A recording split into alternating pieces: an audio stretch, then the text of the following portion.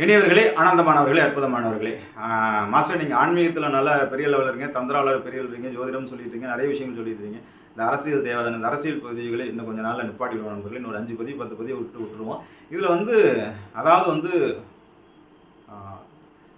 கடந்த ஆளுங்கட்சியின் துணை முதல்வராக இருந்த ஐயா உதயநிதி அவர்கள் ஒரு பேட்டி கொடுத்து எனக்கு அதிர்ச்சி ஆகி போச்சு. ஒரு 5 வருஷம் தமிழ்நாட்டை ஆண்டிருக்கீங்க. அவர் தன்னுடைய மீட்டிங்கில் பேசும்போது இப்படியாப்பட்டவரை நீங்கள் அடுத்த 10 வருஷம் 20 வருஷத்துக்கு நீங்கள் ஒரு ஆட்சியாளராக வழிகாட்டுதல் எத்தோத்த மக்கள் ரத்தத்தையும் சிந்து வேர்வையை சிந்தி வேலை செய்கிறாங்க. நண்பர்களே, காலம் மாறி போச்சு. நீங்கள் இங்கே ஃபேஸ்புக்லையும் ட்விட்டர்லையும் ஊற்றிக்கிட்டு இருங்க, அவங்க இன்ஸ்டாவில் அடித்து தூள் கிளப்பிட்டு போயிட்டுருக்காங்க.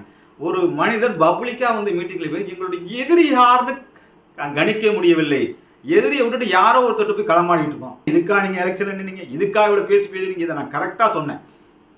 எடப்பாடி போட்டோ காமிச்சு அவர் பேசாதீங்க, அவர் களத்திலே இல்லை இல்லை இல்லைன்னு தொடர்ந்து சொல்லிடுங்க. என்ன மாதிரி சாதாரண மனிதனை அரசியலை கவனித்துட்டு இருந்த சொன்னால் கூட கேட்டிருப்போம். உங்களுக்கு பெண் மாதிரி கிட்டத்தட்ட 10 சர்வே டீம் வச்சு அவ்வளோ உளவுத்துறைக்கு எத்தனையோ 1000 கோடிகள் செலவு பண்ணீங்க. எதிரி யாருன்னு தெரியாமல் எலெக்ஷனில் நின்றுட்டு இது என்ன? அதாவது ஒரு போட்டிக்கு போகிறோம், இந்தியா பாகிஸ்தான் போகிறோம், எதிரி பாகிஸ்தான்கிட்ட போகிறோன்னு தெரிஞ்சா சும்மா வாங்க கிரிக்கெட் விளாடுவோம், எதிரியான யாரோ ஒருத்தட்ட வச்சு விளையாடுவோம் வாங்க அப்படின்னு சொல்லிட்டு நீங்கள் போய் பங்களாதேஷ் ஆப்கானிஸ்தான் பிரச்சாரம் பண்ணிட்டு போய் உங்களை அங்கேருந்து பாகிஸ்தான் அடித்து தூக்கி போட்ட மாதிரி எங்கேருந்தோ இந்த விஜய் அழைக்குது. எல்லாருக்கும் நல்ல கடைசி நேரத்தில் நான் என்னோட யூடியூப்பில் கடைசி வாரத்தில் கவனித்தேன். ஆளுங்கட்சி எதிர்கட்சி அந்த கூட்டணிகள் எல்லாம் கவனிங்க. விஜய்க்கு அவ்வளோ பெரிய அலை வந்து கொண்டு இருக்கிறது, அவ்வளோ பெரிய விலை வந்து கொண்டு இருக்கிறது. இதை கவனிக்காம விட்டீங்கன்னா தடுமாறிங்க அப்படின்னு சொன்னால் இது சாதாரணமாக அரசியலை கவனித்துக் கொண்டிருக்கு. எனக்கு நீங்கள் அரசியல் இருக்கா, எழுந்தா அரசியல், உளுந்தா அரசியல், இவ்வளோ பெரிய அமைச்சர்கள், இவ்வளோ பெரிய ஆளுங்கட்சி கூட்டம், இவ்வளோ பெரிய சர்வே டீம், இவ்வளோ பெரிய போலீஸ் அதிகாரி, இவ்வளோ பெரிய உளவுத்துறையை வைத்துக்கொண்டு இப்படி ஒரு பதிலை சொல்வது, இதுக்கு என்ன சொல்வது என்று தெரியவில்லை.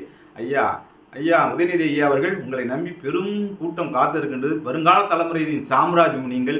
ஆகவே வழக்கம் போல இந்தியா ஒளிர்கிறது வாஜ்பாய் தோத்து போன மாதிரி நல்லவராட்சி தொடரட்டும்.